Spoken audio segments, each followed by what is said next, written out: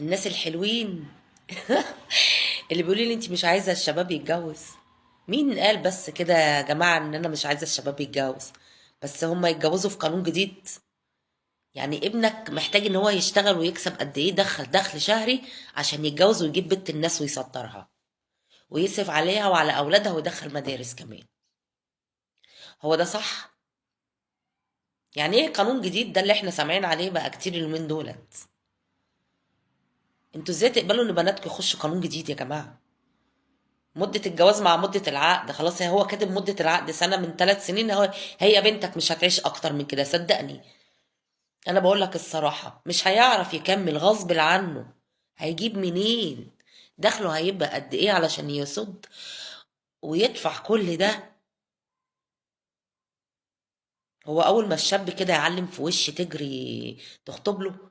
ولا أول ما يشتغله شهرين ثلاثة وعمل له بابا أنا عملت جمعية وجمعت 10 15، يلا حبيبي يلا بينا نخطب لك بقى نجيب لك عروسة؟ إيه ده؟ الكلام ده انا بشوفه بعيني. انا ابني لو جه قال لي الكلام ده اقول له يا ابني روح ربي نفسك الاول علشان انت تتجوز وتشيل مسؤوليه اولاد وزوجه. دي حاجه مش سهله. المفروض انتوا بقى كابهات وامهات بتوعوا. انتوا واعيين يا جماعه، مدركين الكلام اللي انا بقوله؟ هو الكلام ده فيه هزار؟ دي مسؤوليه وذنبهم في رقبتنا. وبيخلفوا اطفال في النص بيتبهدلوا وبيتمرمطوا معاهم. يعني ايه يعملوا خطوبه 5 6 سنين ويتجوزوا سنه وبعد كده في المحاكم بيتطلقوا؟ طب هما اتجوزوا ليه؟ ليه خطوبة 5 6 سنين؟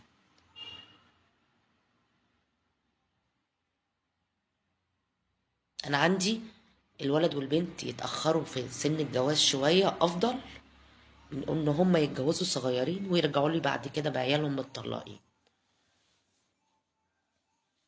لا، ما أنا عندي بنتي ما تتجوزش، خليها قاعدة جنب مني. إن شاء الله يا جماعة. في ناس طلعت قالت لي والله دول اتجوزوا في أوضة. إيه المشكلة؟ مش الأوضة دي بتاعتهم؟ ولا حد كان بيجي يخبط على بابهم بيقول لهم ادوني الإيجار؟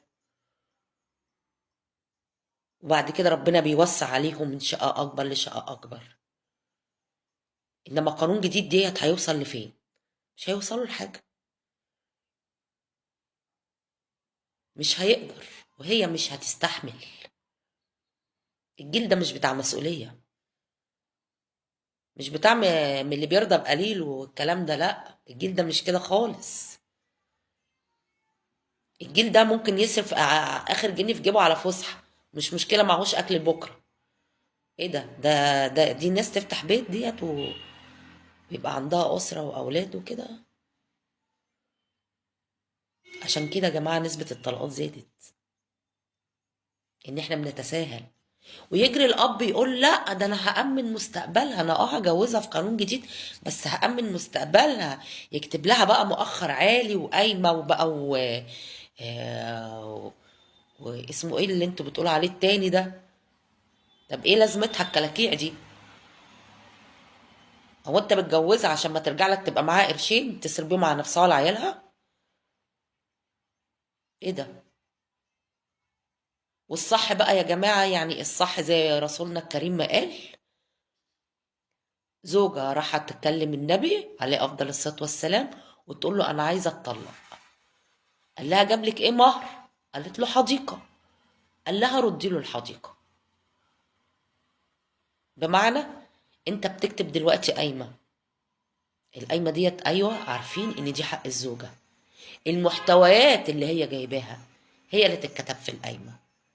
المحتويات اللي جايبها العريس دي حاجة بتاعته ترجع له هو. هو عايز يهديها لها ذوقية منه ليه، مش عاوز يهديها لها، هو حر.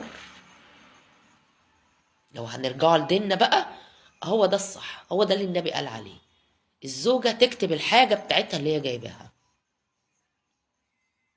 ده بند يعني.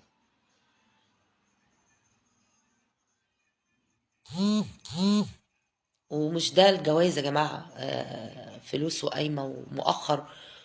ده يعني بنتك هترجع لك، مش هو مش قادر يصرف عليها ومش قادر يدفع ايجار، هتيجوا تحبسوه بعد الطلاق بالقايمه والمؤخر كمان، حرام. ما هو الولد ده ابننا والبنت دي بنتنا، يعني احنا بنظلم مين؟ بنظلم اولادنا برضه.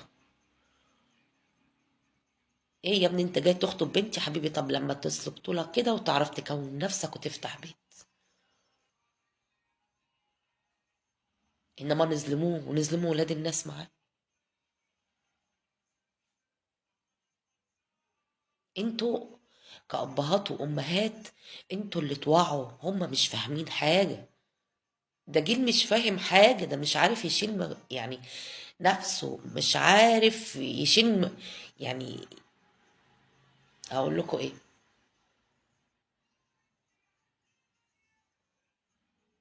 مش عارف يشيل مسؤولية نفسه، هيشيل مسؤولية زوجة وأولاده وإيجاراته وكل الموال دي.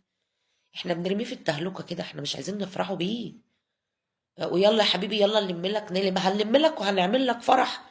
ايه اللي انتوا عايزين تفرحوا؟ اعملوا فرح بعيد عنه. انتوا مش بتفرحوا بيه والله. افرحوا بس بالعقل كده، بالاصول كده، نسطروا ولادنا وبناتنا صح. ما فيهاش حاجه يتاخروا شويه في سن الجواز، بس يتجوزوا مش هيرجعوا لنا تاني، وهو ده اللي احنا عايزينه، عشان الاطفال الصغيره دي ما تتبهدلش في النص.